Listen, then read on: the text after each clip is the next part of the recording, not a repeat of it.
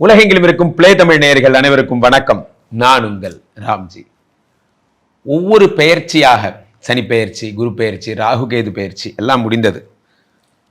ஒரு மாதத்திலே நண்பர்களே, வெறும் சனியும் குருவும் ராகுவும் மட்டுமே நம் வாழ்க்கையை முடிவு செய்வதில்லை. இந்த ஜூன் 8ஆம் தேதி செவ்வாய் பகவான் கடகத்தில் இருந்து சிம்மத்திற்கு செல்லுகிறார். இந்த சிம்மத்திற்கு செல்லுகின்ற செவ்வாய் பகவானை சாதாரணமாக நினைச்சுக்க வேண்டாம். ஏன்னா கடகத்திலே செவ்வாய் நீச்சம், செவ்வாய் நீச்சம். நீச்சம் பெற்ற செவ்வாயால் எத்தனை பிரச்சனைகள் இந்த உலகத்தில். நிறைய பேருக்கு பார்த்தீங்கன்னா உடல்நல குறைவு, அது எந்த இடமா இருந்தாலும் சரி, நீச்சம்னா அந்த இடம் ஸ்தானம் அவுட், அவ்வளோதான். அந்த நீச்சம் பெற்ற செவ்வாய் சிம்மத்திற்கு மூவ் ஆக ரொம்ப நாளாக நீச்சமாகவே இருந்தார், 4-5 மாசமா. நம்ம பிளே தமிழ் கூட நிறைய தடவை சொல்லியிருக்கேன்.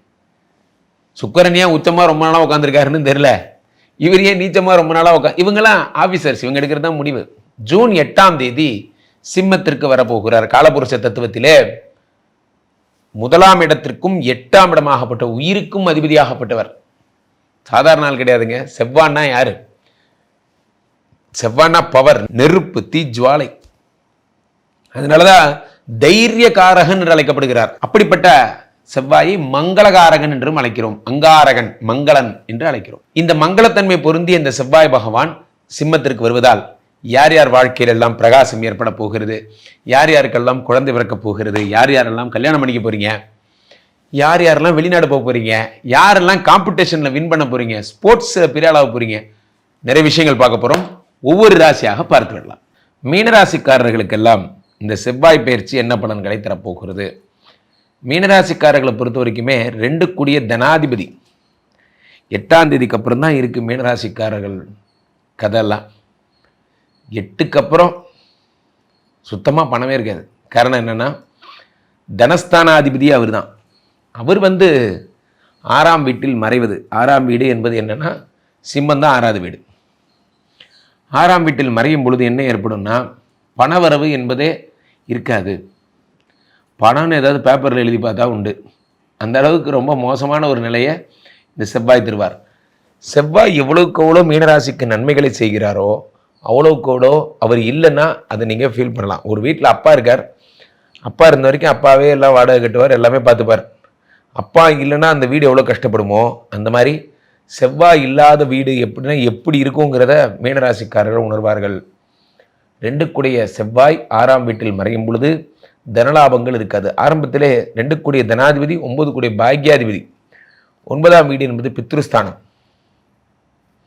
நீங்க சம்பாதிச்சு உங்க அப்பாவை பார்த்துப்பீங்க. உங்க அப்பானால உங்களுக்கு வருமானம் கிடையாது, நீங்க சம்பாதிச்சு உங்க அப்பாவை பார்த்துப்பீங்க. 2 கூடிய தனாதிபதி 9ஆம் வீடு பாக்யாதிபதி. இந்த பாக்யாதிபதியும் 6ஆம் வீட்டில் மறைகிறார். திடீர் அதிர்ஷ்டங்களாவது வந்துட்டு இருந்தது முன்னலாம். இப்போ அந்த திடீர் அதிர்ஷ்டங்களும் நின்று போச்சு.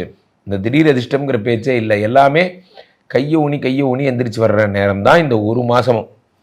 இந்த செவ்வாய் 6ஆம் வீட்டில் மறைவதைப் போல ஒரு மோசமான நேரம் என்பது உலகில் எதுவும் இல்லை. ஆனால் ஒரு நல்ல விஷயம் இருக்கு. என்னன்னா, 6 கூடைய சூரியன் 3இல் மறைந்து மிதுனத்தில் மறைகிறார்.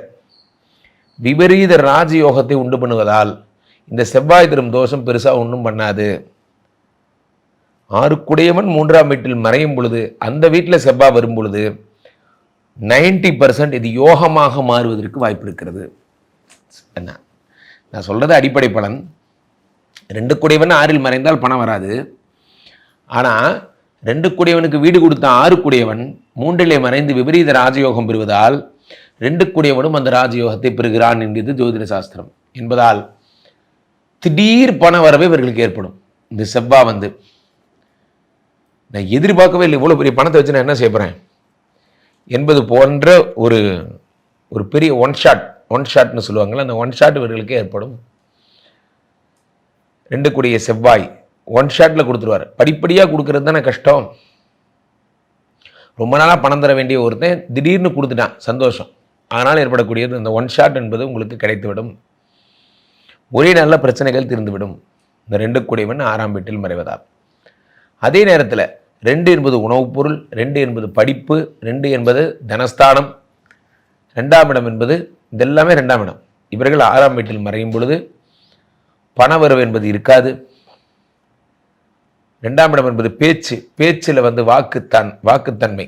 2ஆம் இடத்துக்கு அதிபதி 6ஆம் வீட்டில் மறையும் பொழுது வாக்கு தவறுதல் போன்றவை ஏற்படும். யார்ட்டையாவது ஒரு கமிட்மெண்ட் பண்ணியிருக்காங்க அப்படின்னா அது மிஸ் ஆகிறதுக்கான சான்சஸ் ரொம்ப ரொம்ப அதிகம். 2 கூடியவன், 2ங்கிறது நேத்திரம், கண்ணில் வலி, கண்ணில் பிரச்சனை போன்றவைகள்லாம் ஏற்படும். கண் வீங்குதல், சில பேருக்கு வந்து கண் பார்வை லென்ஸு தான் வச்சாகணுங்கிற அளவுக்குலாம் ஆகிடும். இந்த 2ங்கிறது உணவுப் பொருள், உணவே விஷமாகிறதுக்கூடிய வாய்ப்புகள்லாம் அதிகம். மீனராசிக்காரர்களுக்கு 2 கூடியவன் 6இல் மறையும் பொழுது சாப்பிடுகின்ற உணவு என்பது விஷமாக மாற வாய்ப்புகள் அதிகம். சாப்பிடும்போது ரொம்ப ஜாக்கிரதையாக சாப்பிடணும். ஹோட்டலில் சாப்பிடவே கூடாது. இந்த 8ஆம் தேதிக்கு அப்புறம் நீங்கள் வெளி உணவுகள் எடுத்துக்கிறது ஒன்று தான், டைரெக்டாக நெஞ்சு வாங்கி சாப்பிடுவதும் ஒன்று தான். 2 ஒன்று தான். எது ஃபுட் பாய்சன் ஆகுன்னே உங்களுக்கே தெரியாது. நான் சும்மா போயிட்டு இருந்தேன் சார், ரோடோரமாக விற்றுட்டு இருந்தான், அதை வாங்கி சாப்பிட்டேன், அவ்வளோதான். It will become food poison. பெரிய ஹை கிளாஸ் கடை நினச்சேன் சார், அங்கே போய் சாப்பிட்டேன் சார். நமக்கு ஃபுட் பாய்சன் ஆகணும்னு விதி இருந்தால் அது எந்த கடையில் வேணால் ஆகும். இவ்வளோ பணம் கொடுத்தும் நீங்கள் ஃபுட் பாய்சனை விலைக்கு வாங்கலாம், கம்மியாக நீங்கள் சில்லறை காசு கொடுத்தும் ஃபுட் பாய்சனை விலைக்கு வாங்கலாம்.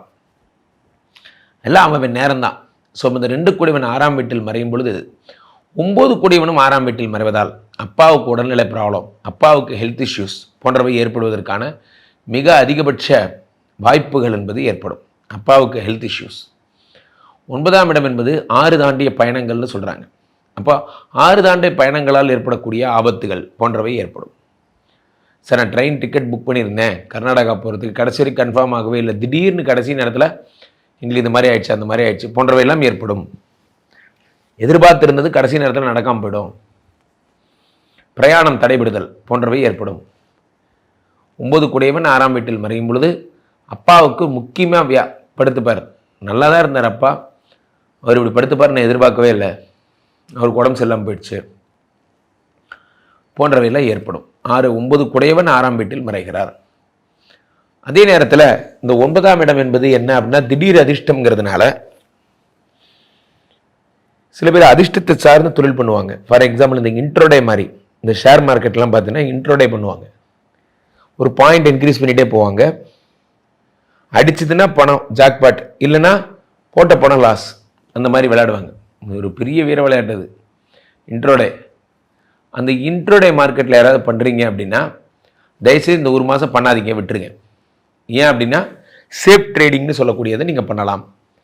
நீங்கள் அதிரடி ஆட்டம், இந்த திடீர்னு அப்படி ஒரு காலில் போடுறீங்க சாயந்தரம் எடுக்கிறீங்க, இந்த மாதிரியான வேலைகள்லாம் நீங்கள் பண்ணக்கூடாது. பண்ணிங்கன்னா மிகப்பெரிய ஆபத்தில் போய் சிக்கிப்பீங்க. நம்ம மீனராசிக்காரர்கள் தனப்பிராப்தி அப்படிங்கிறது சிங்கிள் ஷாட்டுக்காக வெயிட் பண்ணுங்கள். ஒரே ஒரு ஸ்ட்ரோக்கில் உங்கள் பிரச்சனைகள்லாம் தீரப்போகிறது. கீழே போயிட்டு இருக்க இந்த 2 நம்பரை கூப்பிடுங்க, உங்களோட சொந்த ஜாதகத்தை பார்த்துக் கொள்ளுங்கள். உலக புகழ் வாய்ந்த நம்ம ரிஷிமடம் இந்தியா, ரிஷிமடம் மலேசியாவிலும் உதயமாக இருக்கிறது. மலேசியாவால் நண்பர்கள் எல்லாம் என்னை தொடர்பு கொள்ளலாம். வார வாரம் மலேசியா வருகிறேன். மீண்டும் ஒரு நல்ல பதிவில் சந்திப்போம். நன்றி, வணக்கம்.